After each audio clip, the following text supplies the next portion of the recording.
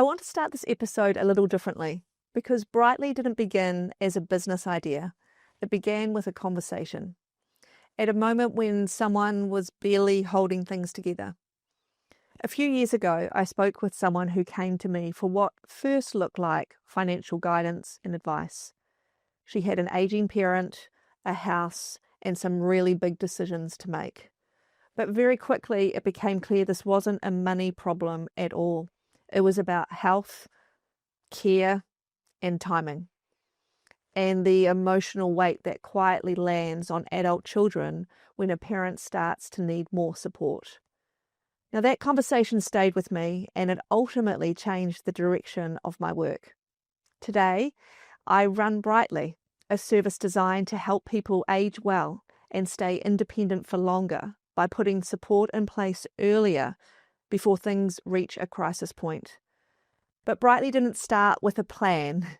It started with a person, and that person is with us today. I'm Hannah McQueen, and this is The Next Bit. Well, Mark Leishman is also with me today, but today I would like to introduce you to Girvan Roberts. Gervin unknowingly triggered the start of Brightly for me. It was a conversation that we had many years ago now. But firstly, it's an honour to have you here today. So thank you very much for coming. Thank you, Hannah. Thank you. Pleasure. So could you take us back to the time when we first spoke? What was going on as it relates to your mother? What was going on for you at that point? Emotional overwhelm. So many things swirling, and the acknowledgement that Mum was moving with dementia along a pathway which wasn't going to improve.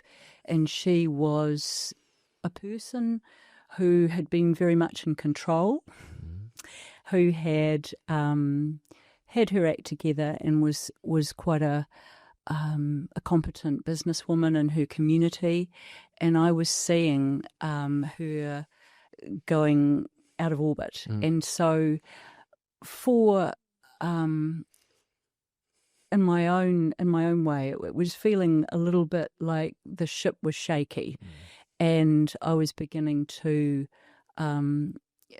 in the lead-in to my contacting you, I was feeling really quite concerned about what we were going to face as a family, and more importantly, how we could meet her increasing needs. Were you on your own in terms of your family, your siblings? No, I've got one sibling, and I was made EPOA. Enduring power of attorney. Yes, enduring, yeah. Thank you. For property, and my sister was for care. Right. That's been an interesting journey as well. We might get onto that later, but I'm just wondering, can you tell us, paint a picture of your mother? You say she was a strong, assertive woman, good businesswoman. What was she? Yeah, so she was a fun-loving person and a person who embraced life, I would say. She had joie de vivre, and she was also quite competitive. So she enjoyed all sorts of different engagements in the community, from, I suppose, when she took on board getting into real estate. It was a time where it was quite male-dominated, and she really needed to do work within the context of that environment, which she had a struggle. A few battles to overcome. Yeah, she did. Yeah, and I think she had she came up against some quite challenging times within that context. So she walked her talk, and she was quite an advocate for women and quite an advocate for holding her own in challenging situations and for the underdog, which I really admired her for. She sounds like my kind of woman. Absolutely, and that's another reason why I feel that this is part of her legacy that walks on. It's part of the process of what's unfolding, and it's impeccably timed. So if you believe in bigger pictures, maybe that's part of it. As a strong woman and, as you say, successful business woman, did she know that things were changing, or could you tell? There were some signs and signals. So the first, there was a sign probably about 10 years plus that I noticed. Was she still working? No, she'd retired then. Right.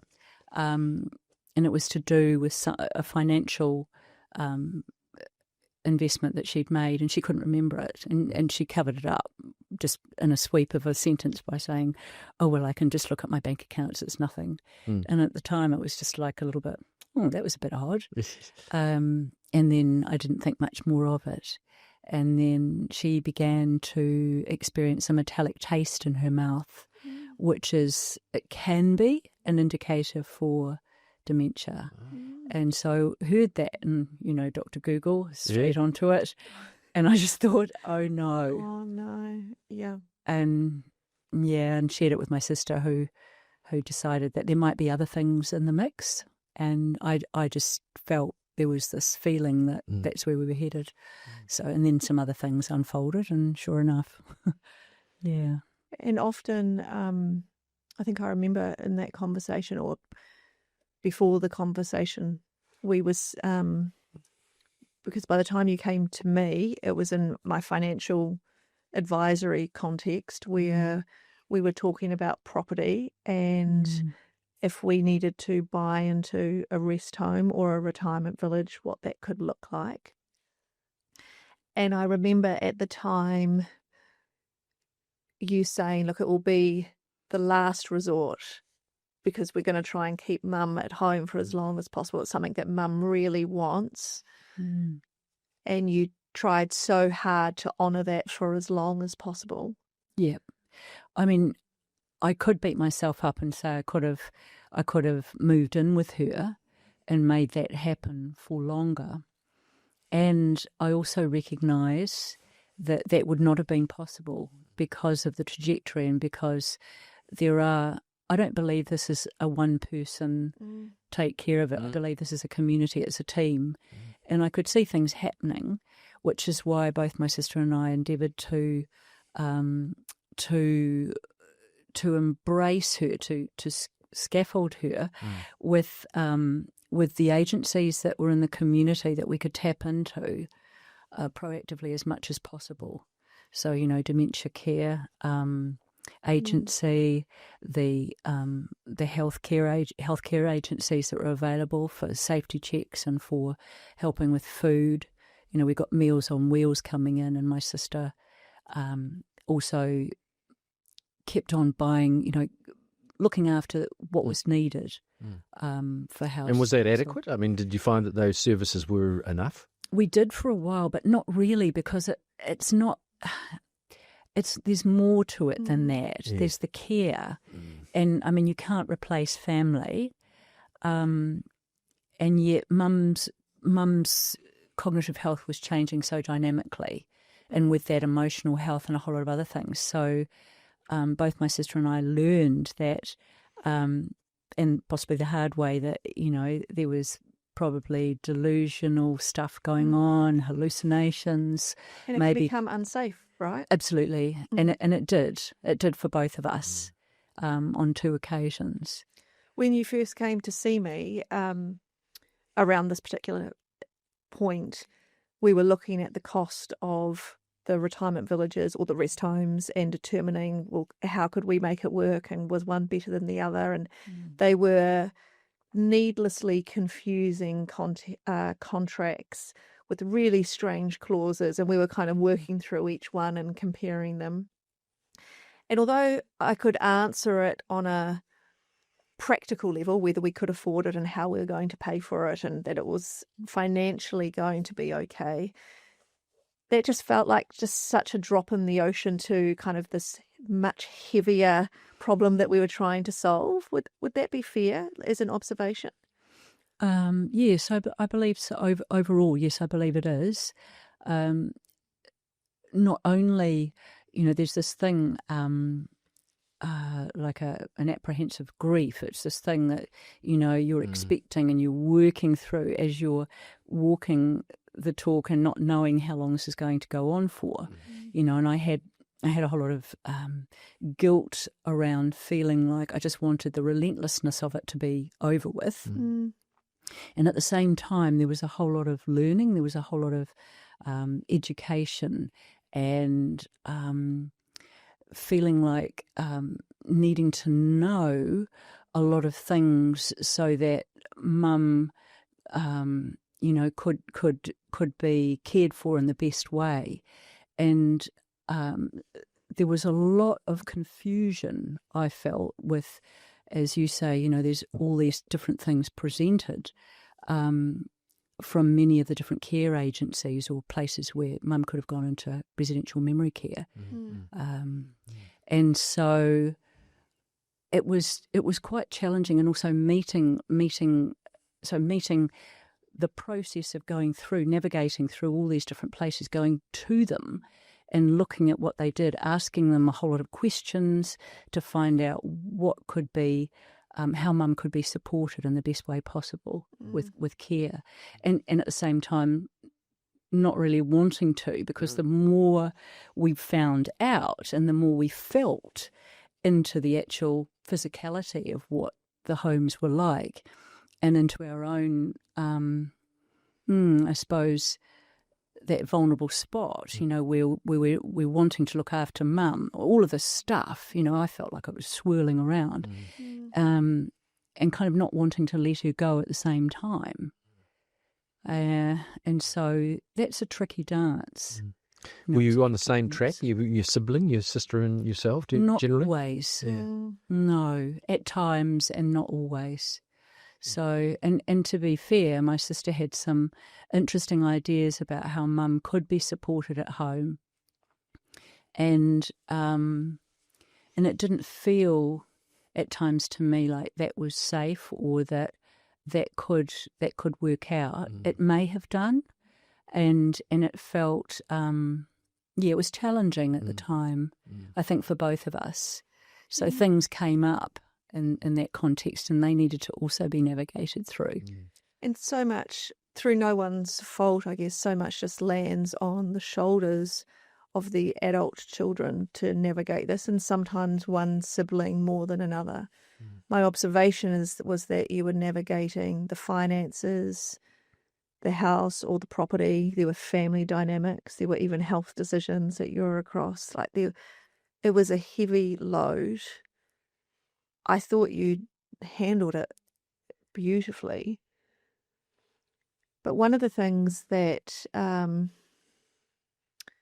guess that responsibility can come in the form of an enduring power of attorney. And that has another weight to it, doesn't it? Because it's you are legally responsible for either the care or the property of someone. How did that work for you? What did it feel like? What did you go through with that? Yeah, only to the extent you are comfortable discussing it. Yeah, it's a really good question, and there are dynamics that I won't discuss, and I will say that my sister has done a lot. She looked after mum and was present to mum physically more than I could have been because of my location, 7 hours drive away. And so there was a lot going on that my sister was able to meet for mum and spend time with her, which was a real treasure, that was a gem. I didn't realise how weighty the EPOA for mum's property with respect to her journey was going to be. I had no idea, which was probably a blessing. And it was also, it did have gifts inherent in it. And I would say that I discovered a lot about myself in this journey, the strengths and the weaknesses and also the power of community and how it's really needed and if not crucial for community to come together. And as much as possible, maybe you will speak to this, Hannah, but the futuring of how we increase our health span, and I'd like to hear more about health span and what that might look like going forward, and how it can be encompassing of different cultures, diverse ranges of people, and what that really looks like, emotionally, physically, psychologically, neurologically, and a whole lot of other things that have tentacles into what we might unravel as being health. Because in my family I've seen there's some people with very long lifespans, and this is intergenerational.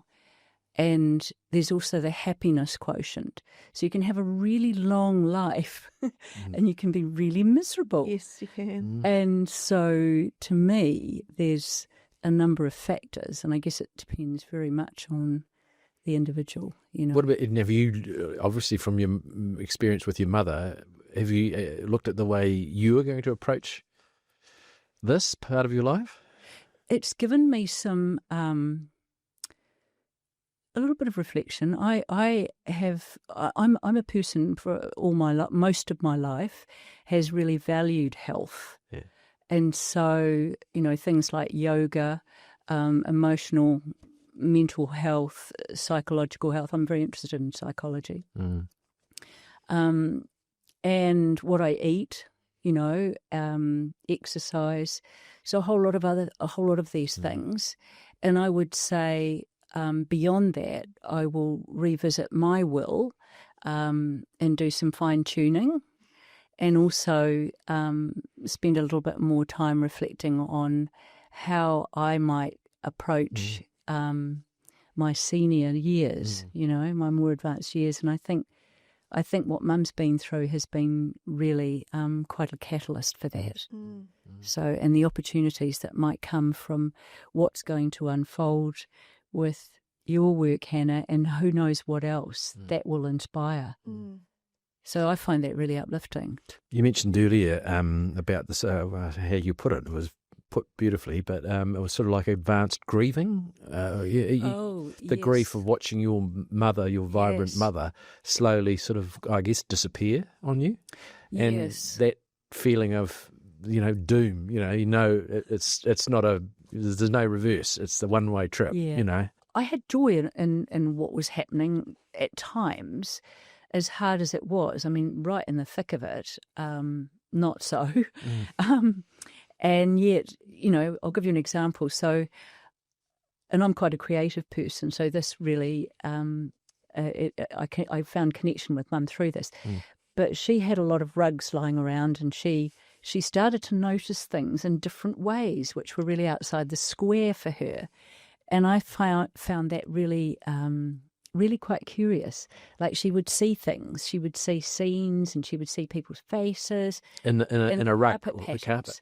And I got right into that because I had to do a bit of that anyway. Maybe I'm moving in a certain trajectory, I don't know. But I see things, or I'm a bit of an artist, so I will see things in random things. Like a cloud shape or something. Yeah, and what people say. And I think a lot of us can relate to that. Yeah. But it was great. Not in the carpet. I can't. I was just thinking, is there a picture of Mark in this carpet? No, I'm not seeing it. And we could relate to each other, and that's one way. And I know that there are openings with a person, or can be. It's all unique. It really is unique. It might be through music. It might be through tactile experiences. It might be through songs and things like that. And she certainly got into that when she was in care, and the inhibitions were becoming less and less. So she'd look at the carpet, she'd see a face or something, and then have a look at this. Oh, well, no, I'd just join in, and I'd say, yes, I can see. And I could see what she was seeing. Oh, really? Yeah, up to a point, I suppose. You mentioned that the community was such an important part of navigating that and feeling the support, or sharing some of the load, perhaps. Yeah. Were there anything that was missing that would have helped you navigate some of that? Yeah, good question. Because I see the world through a certain lens because of how I have. And you see faces in the carpet. So there's definitely something there. And so looking through my lens, I felt quite alone at times. And maybe that's because I became quite protective and defensive, because with safety, feeling that responsible, feeling like there were things that needed to be perhaps protected, and this is my lens again. That there was limited. I needed people that were there that I could trust, and I know that sounds a little sad, and sometimes I didn't feel that, even with, prospective care agencies, because it's so inherently bound with fiscal things. We were talking about constraints, yes. And that was a very challenging thing to work through. How much cost do you put on the care for your mother? And, how long does this last? And then there's the practicality of looking after someone when they just go to a point where everything needs to be supported. And I mean everything. So there's a big toll on carers, and it's an incredible profession, I suppose. It's a vocation. Yeah, and overlooked and underpaid and poorly treated. And they literally are holding together the daily activities for your parents or your loved ones, and we show up to them by paying them next to nothing. And it breaks my heart. It's been taken for granted, isn't it? Effectively, it's so wrong. Yes, absolutely. Yeah. And they are at risk. They have emotional abuse. They have physical abuse on perhaps many of them on a daily basis. Day after day, month after month, year after year. And we had a short window of that, perhaps with Mum, and that was shocking enough, even knowing, her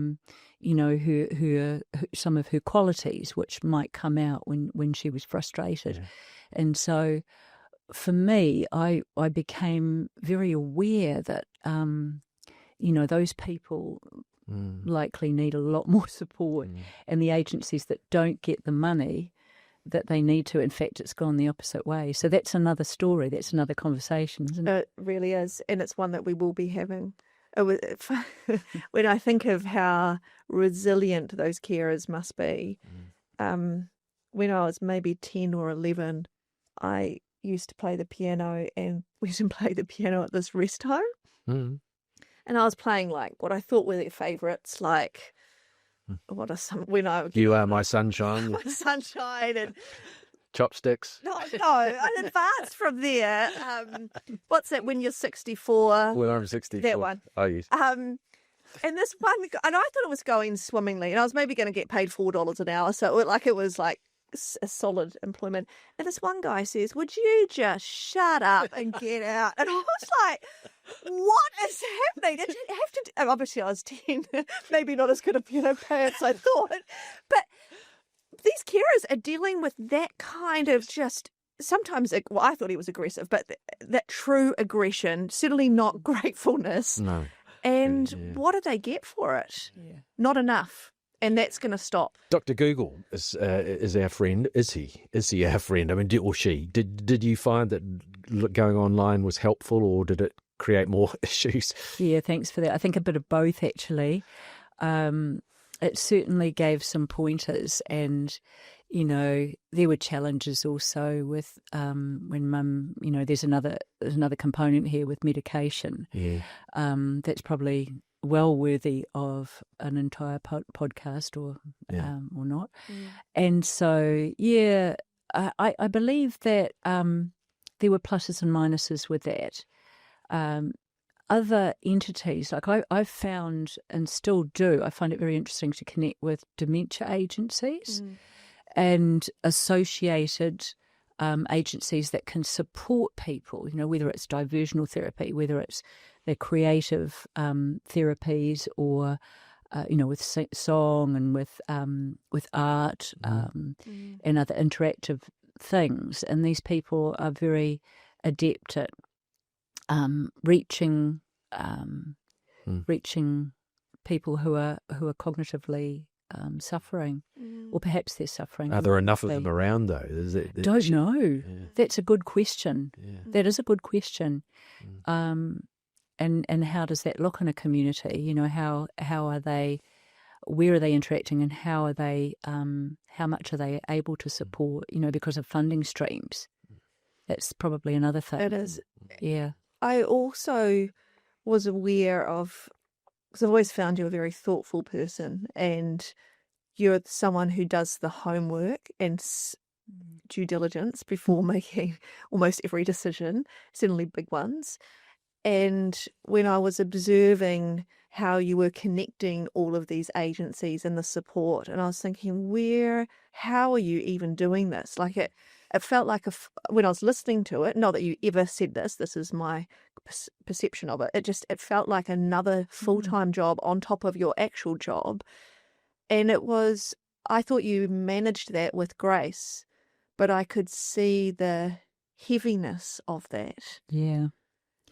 Well, thank you for that amazing compliment. It is, yeah, it feels like it, and I find it really interesting hearing that reflection that that's how your perception was, because when I was in it, I was just in it, and the only thing I knew to do was to keep doing it, and so it was part of my kaupapa for the process, and the neighbours, Mum's neighbours, amazing.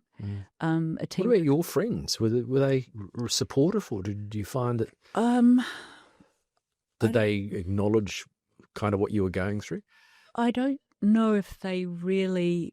I mean, yes, some of them did, and then I felt that there's also boundaries and there's thresholds too, because everyone has things going on.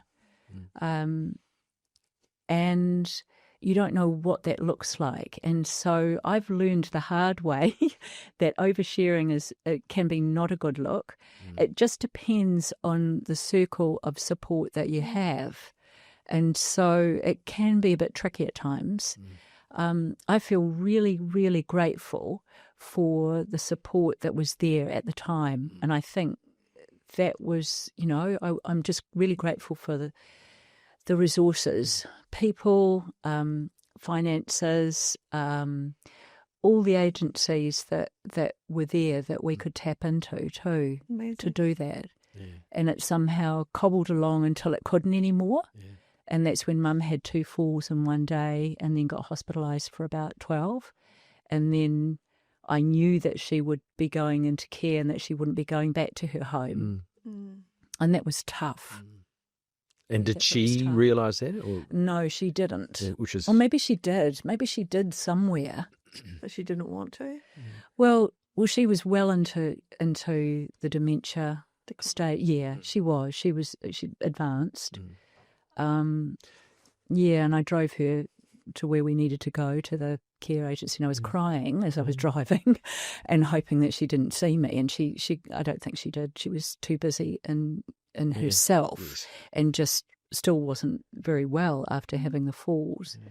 But I also knew that, according to the manager in the care home, that it was best to get her out of there and not to leave her in hospital because of the overwhelm of lights, of sound, and all the other stuff that was going on. And losing functional capability every day they remain in hospital. Yeah, it's tough, really tough being in there. So that was another learning curve. Now, I know you've lost your mother relatively recently, just before Christmas, which, our heart goes out to you for that and our thoughts. Can you tell us how long was this period of having to really care for her? I suppose it started in 2023. Right. Yeah. And before that, sort of moving along, and then things became more overt, especially in the last year. particularly. And you're sandwiched, aren't you? The sandwich generation in many respects, with your own children to worry about potentially as your parents or your mother in this case, and I suppose even your sister. It's quite a pressure, isn't it? It's interesting how the dynamics, the ripples flow out to family and family community and beyond, and what that brings up in people. And that had its joy as well, because pretty much everyone has gone through some sort of grief, gone through being touched with either someone who's been into care and gone, or they've got someone currently at home, or they're going to go into care, or whatever it is, or they've died recently, or something else. And so, it's helpful. It's helpful on the one hand, and very touching, very moving when people share too. So I really appreciated what came out of that.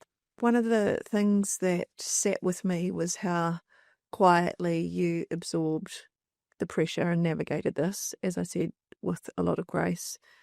For people who are coming into a similar position, is there anything, only to the point that you're comfortable answering this, that you would want to say to them so they don't carry blame or guilt unnecessarily?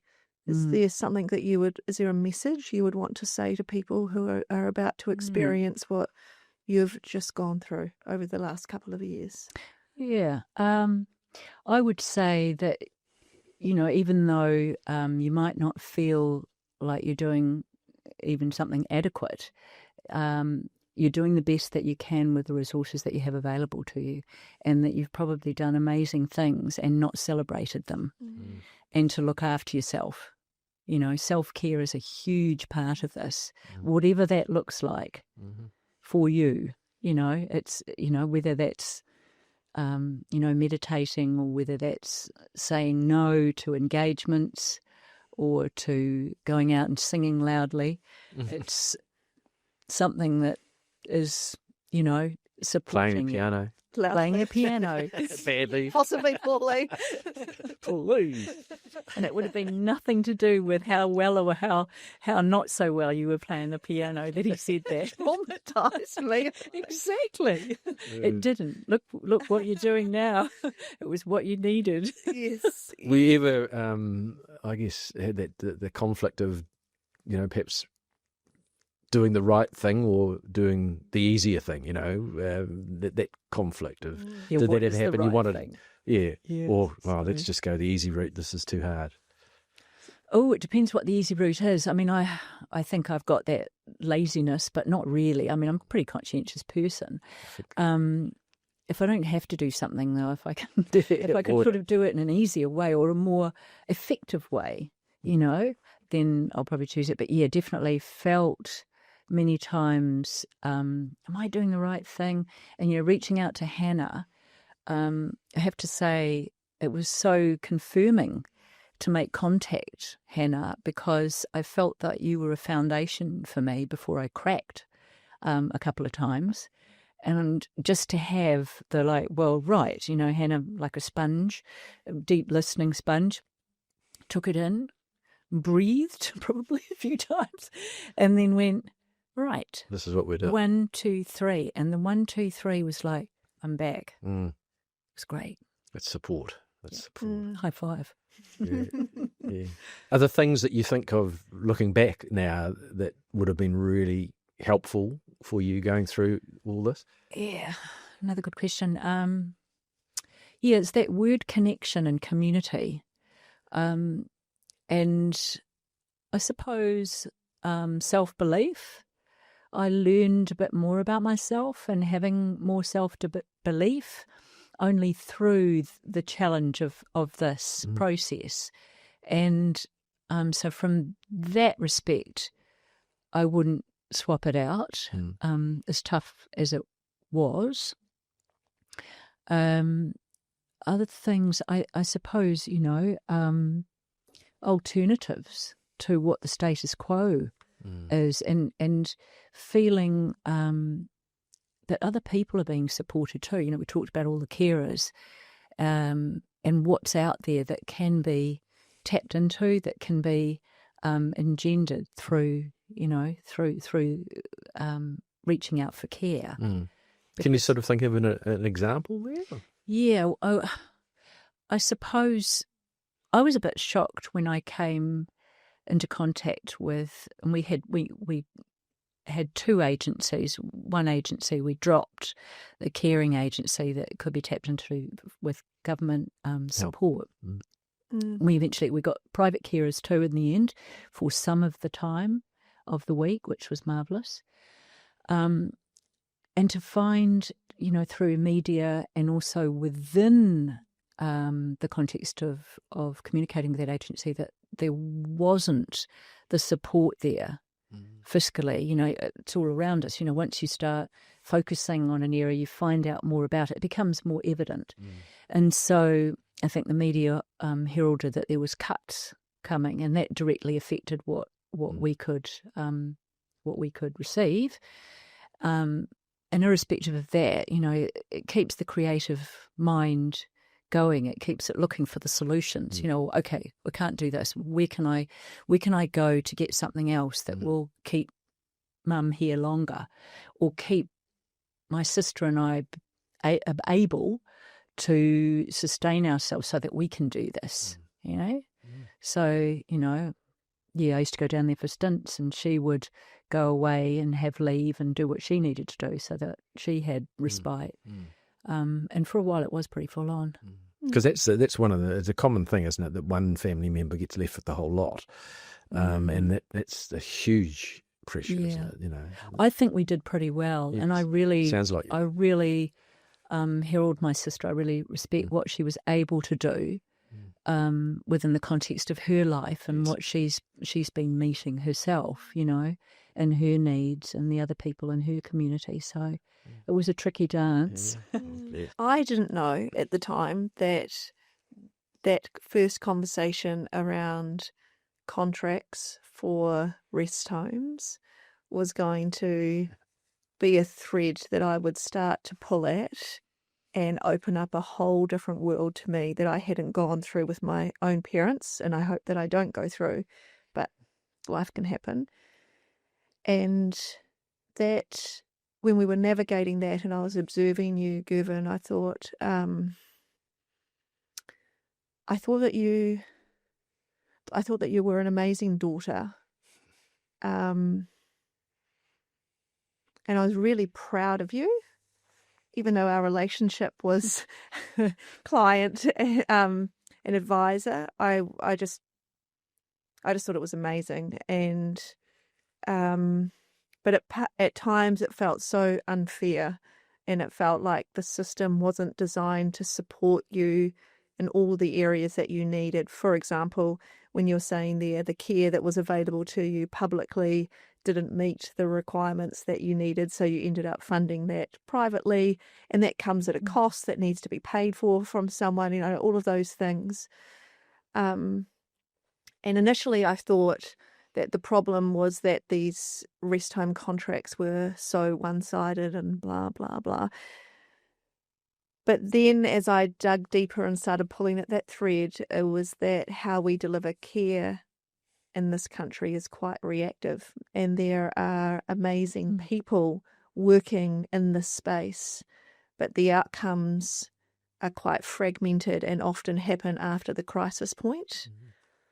And that's what inspired me to start Brightly, which is let's focus on proactive, preventative healthcare so we can live well and have a better health span, as you say. And one thing I just wanted to share with you was as part of us delivering the solution, we need to make sure that there is access for people, no matter where they are in the country, to our Brightly team and services. So we've had to invest very heavily in the technology so we can deliver this to anyone wherever they live, technology so we can have specialists all across the world, technology that allows these specialists to play to their top of scope, so you're getting 10 or 15 clinicians creating that objective, evidence-based strategy that you can agree with your siblings is this is the path we're going to follow because these guys know what they're doing. It can remove a whole lot of the subjectivity that can be so hard to navigate when there is a stress already. And this technology, this platform, it's proprietary software, and we've spent millions building it because we're going to be taking this to the world. But when you have technology, you tend to name it something, and that's what you refer to that technology as. It's just a name, a nickname of sorts. I want you to know that we have named this technology after your mother, because we would really love for her to be honoured going forward. Wow. And don't you start, because I'll start. You've already seen his face in the carpet, so we know where this is going to go. Tears on the carpet. Yeah, I'm on the carpet. That's so moving. I feel so touched. But I want you to know that there are a team of amazing people who are wanting to change what you experienced, and they want to do it for all of New Zealand. And the platform we're going to do that through has been inspired and named after your mum. Wow. And what does that know? Well, it depends who you talk to. Dora, Annette, or Annette, Dora? Annette. Annette. Yeah. Oh, She never lovely. liked the name Dora. It's very special. Annette Yeah, Roberts. amazing. I'm just blown away. So Annette will live on forever. Oh, it seems crazy. It's crazy and so appropriate, you know, because Mum was such an advocate for the underdog and championing for the good, you know, for the honest and the true. And so that really lands, and there's a lot to reflect on from this conversation. Well, thank you so much for being so honest, and we really, really appreciated your wonderful story. And again, our thoughts with you with the loss of your dear Annette Dora just before Christmas. Thank you so much, and it's a privilege to be here. If this episode resonated, please share it with someone you care about. And chances are they're carrying more than you realise. Thank you for listening to the next bit. See you next time.